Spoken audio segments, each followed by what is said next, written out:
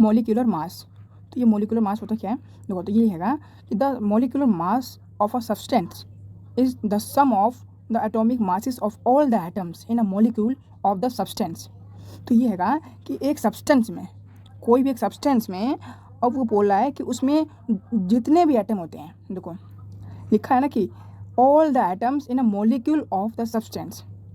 एक सब्सटेंस का, मानो कोई सब्सटेंस ले लो, उसका एक मॉलिक्यूल, जैसे माना कि वाटर ले लिया सब्सटेंस, ठीक है, वाटर ले लिया हमने, इसका एक मॉलिक्यूल लिया, इसका मॉलिक्यूल क्या होता है, H2O होता है, ठीक है।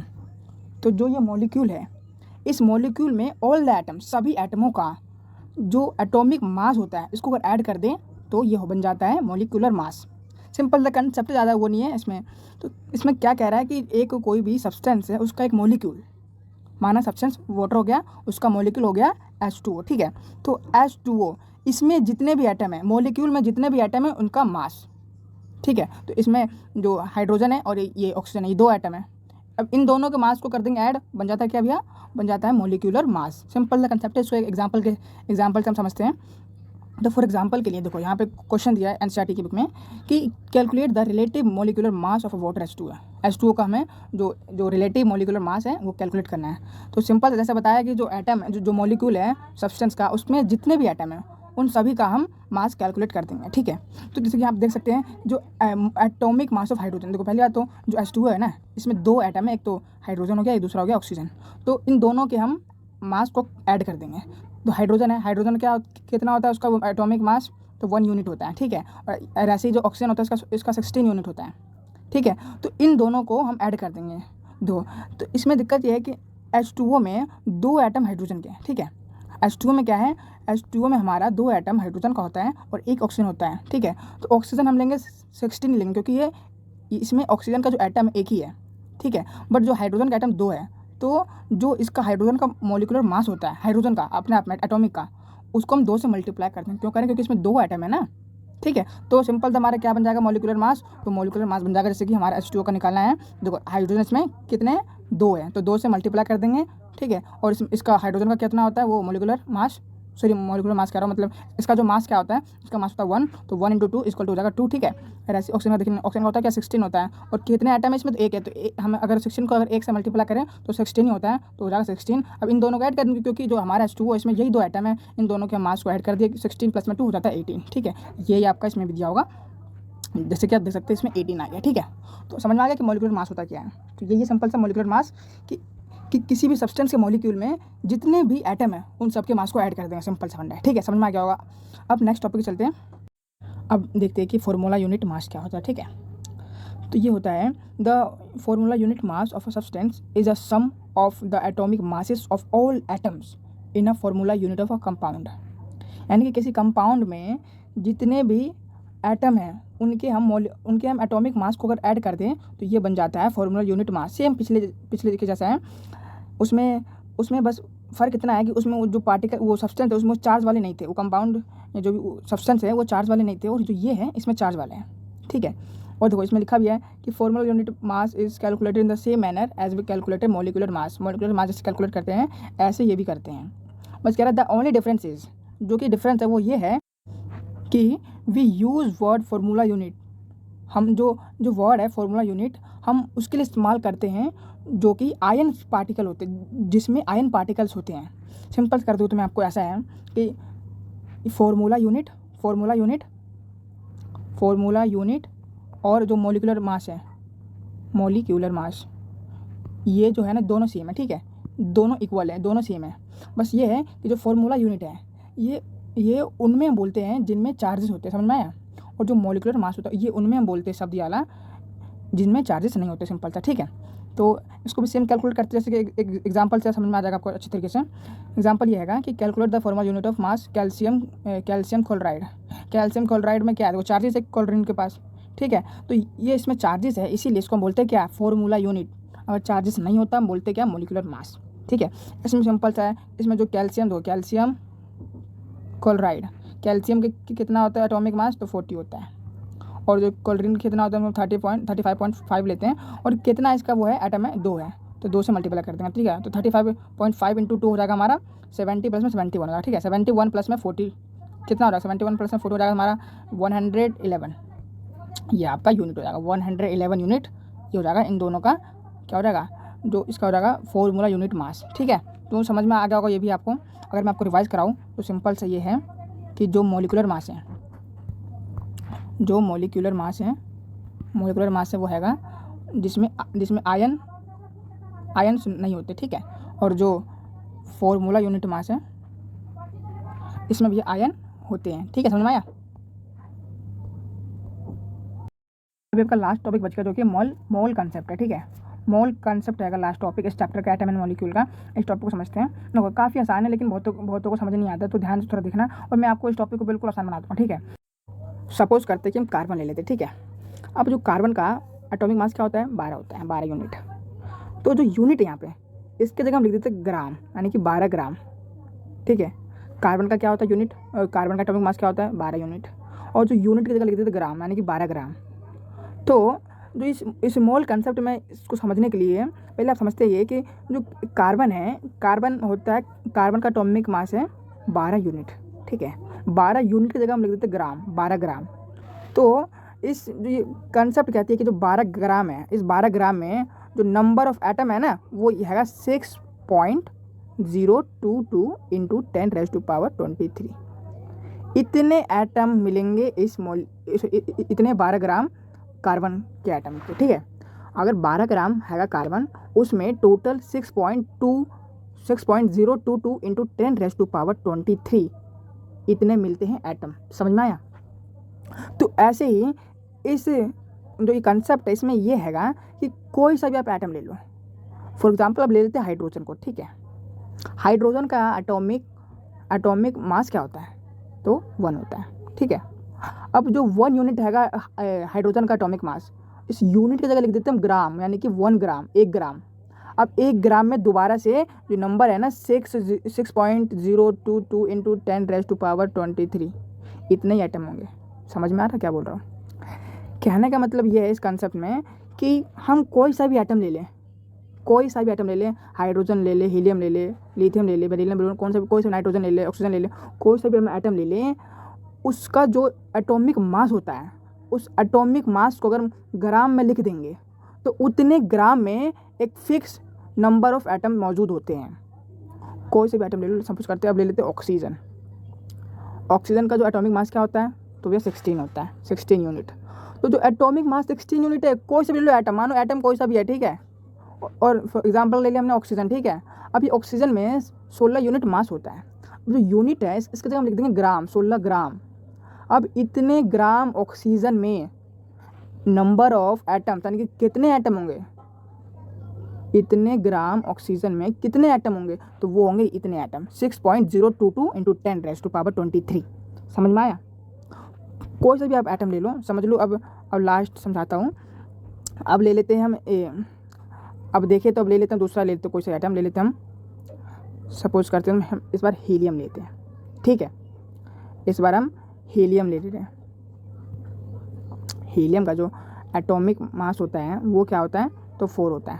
ठीक है, अब जो एटॉमिक मास 4 होता है ना, तो 4 यूनिट होता है ना, तो 4 यूनिट की जगह हम लिख देंगे 4 ग्राम, 4 ग्राम। अब ये 4 ग्राम में इतने ही नंबर ऑफ एटम होंगे, 6.022 इंटू 10⁻23। समझ में आया।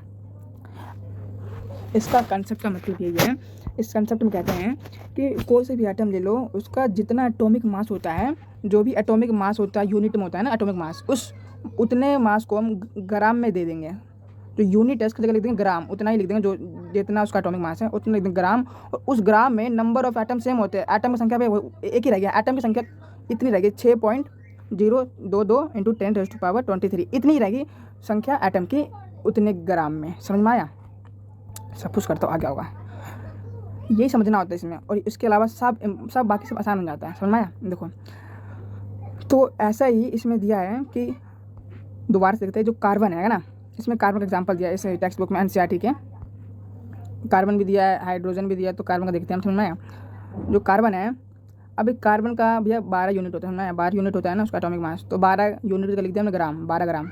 12 ग्राम में भैया इतने ही होंगे नंबर ऑफ एटम्स। अगर हम हाइड्रोजन का देखें तो इसका यूनिट होता है 1 ग्राम, 1 यूनिट होता है, तो 1 यूनिट को लिख देंगे 1 ग्राम। 1 ग्राम में नंबर ऑफ एटम इतने होते हैं। समझ में आएगा, आ जाओगा, समझ में आता हूँ। सिंपल था भैया, जो मोल कंसेप्ट है वो यही कहता है कि कोई सा भी एटम ले लो, समझ में आ गया, कोई सा भी एटम ले लो और उस एटम का जो भी एटॉमिक मास होता है, जो भी उसका एटॉमिक मास होता है यूनिट में, उसको हम लिख देंगे, उसको ग्राम में लिख देंगे, ठीक है। जितना भी होगा उसको उतने ग्राम लिख देंगे, और उतने ग्राम में संख्या होती है जो एटम की वो फिक्स रहेगी, वो रहेगी इतनी 6.022 इंटू 10⁻23, ठीक है। अब समझ में आ गया होगा। अब देखो क्या होता है, अब जो ये नंबर है ना कि उतने ग्राम में नंबर कितने होते हैं एटम के, वो इस नंबर को कहते हैं Avogadro number, Avogadro number, Avogadro number, ठीक है। इस नंबर को कहते हैं एवोगाड्रो नंबर। और जो ये ग्राम होता है ना, इसको कह देते हैं मोलार मास। क्या कह देते हैं? मोलार मास कहते हैं। और देखो मोलार मास कहेंगे उसी एटम का, क्योंकि सभी का अलग अलग होता है, ठीक है। तो ये हो जाता है मोलार मास और ये हो जाता है एवोगाड्रो नंबर, और इसी के बेस पे सारे क्वेश्चन पूछते हैं, ठीक है। अब देखो कि जो ये एवोगाड्रो नंबर है, एवोगाड्रो नंबर है 6.022 इंटू 10⁻23 है। अब जो एवोगाड्रो नंबर है और इतने मोल, अगर 1 मोल का मतलब होता है, 1 मोल का मतलब होता है जो एवोगाड्रो नंबर है ना, इतने एटम, 1 मोल मतलब कि 6.022 इंटू 10⁻23 एटम्स, ठीक है। ये जो टॉपिक, जो 3 चीज़ मेन थे, मोल, मोलार मास और एवोगाड्रो नंबर, समझ में आ गया होगा। तो अब इसी के बेस पे भैया सारे क्वेश्चन हैं। आपका ये टॉपिक खत्म हो चुका है। अब इसको दिखाने के लिए मैं आपको समझाने के लिए एक क्वेश्चन करवा देता हूँ। तो अब देखते हैं क्वेश्चन क्या है। अब देखो क्वेश्चन क्या कह रहा है। क्वेश्चन कह रहा है हमारा कि calculate the number of moles for the following, यानी कि हमें क्या कैलकुलेट करना है? मोल, ठीक है। मोल क्या होता है? मोल होता है 6.022 इंटू 10⁻23 एटम होते हैं, समझ में आया? यही होता है मोल। मोल होता है इतने नंबर एटम, ठीक है, इतने नंबर एटम के होता है मोल। अब हमें मोल कैलकुलेट करना है, तो ठीक है, कर लेंगे। देखते हैं क्वेश्चन क्या है। अब कह रहा है कि 52 gram of helium find mole from mass. अब देखो जो 52 ग्राम मतलब कि 52 ग्राम हमें दे दिया हीलियम का। अब हमें बताना है कि 52 ग्राम हीलियम में का है, जो 12 ग्राम जो हीलियम है, 52 ग्राम, इस 52 ग्राम हीलियम में कितने मोल होंगे। तो सिंपल सा इसका फॉर्मूला है कि जो मोलार मास होता है ना, उससे हम उसको डिवाइड कर देंगे। जैसे कि यहाँ पे 52 ग्राम है, 52 ग्राम को उसके जो मोलिकुलर मास होगा ना, सॉरी मोलार मास से डिवाइड कर देंगे। मोलार मास से हम डिवाइड कर देंगे मोलिकुलर मास को। नहीं, क्या बोल रहा है यार, गलत बोल रहा है यार। आओ एक क्वेश्चन देखते हैं इसी के बेस पे, फिर चैप्टर आपका फिनिश हो जाएगा पूरी तरह से। क्वेश्चन आएगा ये है कि calculate the number of moles for the following. तो हमें मोल का नंबर कैलकुलेट करना है। तो मोल क्या होता है? मोल होता है 6.022 इंटू 10⁻23 होता है। इतने नंबर ऑफ एटम्स होते हैं मोल में। मोल मतलब इतने नंबर ऑफ एटम, मोल मतलब इतने एटम, कितने एटम? 6.022 इंटू 10⁻23। अब देखते हैं क्वेश्चन। क्वेश्चन है 52 ग्राम ऑफ हीलियम है, 52 ग्राम हीलियम का है। अब इसमें बताना है कि मोल कितने हैं। देखो मोल निकालने का एक फॉर्मूला होता है, वो होता है ये कि जितने भी ग्राम दे रखे हैं किसी भी एटम के, उसको हम भाग कर देंगे उसके ही मोलार मास से, ठीक है। जो जितने भी ग्राम दिए हैं किसी भी एटम के, उसको हम डिवाइड कर देंगे मोलार मास से, ठीक है। तो इसमें भी वही करते हैं। हमें 52 ग्राम दिया है और ये दिया है हीलियम का दिया हमें 52 ग्राम दिया है।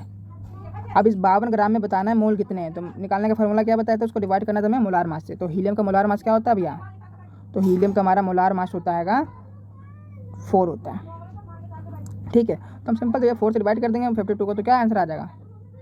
2 कर देंगे तो 25 26 आ जाएगा, फिर आ जाएगा 13, ठीक है। तो क्या रहेगा आंसर हमारा? 13 आ जाएगा इसका molar mass, sorry molar mass कह रहा हूँ, मोल, ठीक है भैया। तो इसी पे अब चैप्टर समाप्त करते हैं। निकालने आ गया कि मोल होता है किसके बराबर होता है भैया? मोल इज इक्वल टू जितने भी ग्राम हो एटम के अपॉन में मोलार मास। ये था फॉर्मूला। चलो उसका नेक्स्ट पार्ट भी कर लेते, सेकंड पार्ट। क्या कह रहा है कि इतने नंबर ऑफ एटम है, अब बताना है कि मोल क्या है। अब देखो भैया ये जो क्वेश्चन है ना कि मोल किसी चीज़ में है कितने, ये 2 प्रकार से आपको निकालना आ सकता है, समझ में आ गया। एक बार तो आपको दे देगा कि जो एटम होगा उसको ग्राम में दे देगा, या तो दूसरे क्वेश्चन में वो जो एटॉमिक नंबर, एटम के नंबर दे देगा। 2 चीज़ें। पहले वाले में तो हमको दे दिया कि इतने ग्राम आएगा, 52 ग्राम थे। अब दूसरे बारे में क्या दे रहा है, नंबर ऑफ एटम दे रहा है, मान कि 12.044 इंटू 10⁻23, ठीक है, हमें इतना दे दिया ना मैं।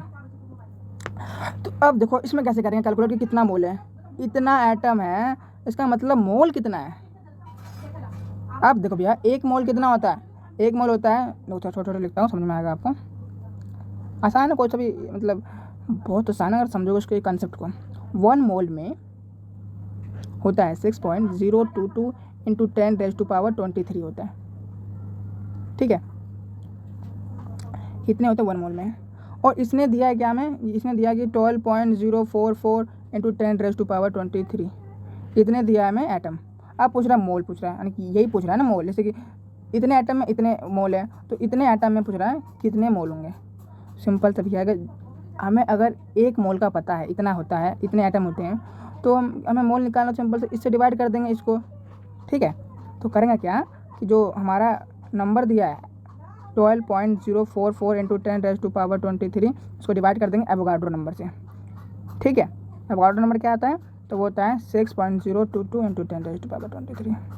अब काट देंगे तो 2 से कट जाएगा सिंपल से, तो 2 मोल आ जाएगा, समझ में आ गया। तो ऐसे करते हैं। तो इसमें बेसिकली 2 फार्मूला आपके बन के आया। फार्मूला क्या है, मतलब रटना नहीं है कभी भी, कंसेप्ट क्लियर मतलब सब चीज़ क्लियर है। तो बेसिकली आपको आसानी के लिए फार्मूला भी लिख देता हूँ आपके लिए। 2 प्रकार से निकालते हैं मोल।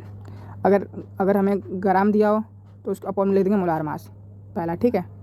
और बाकी दूसरा अगर हमें नंबर ऑफ एटम दिया, जैसे यहाँ पर दिया था 12.044, तो मतलब कि नंबर ऑफ एटम दिया होगा, तो अपन उसको एवोगाड्रो नंबर से डिवाइड कर देंगे, समझ में आ गया।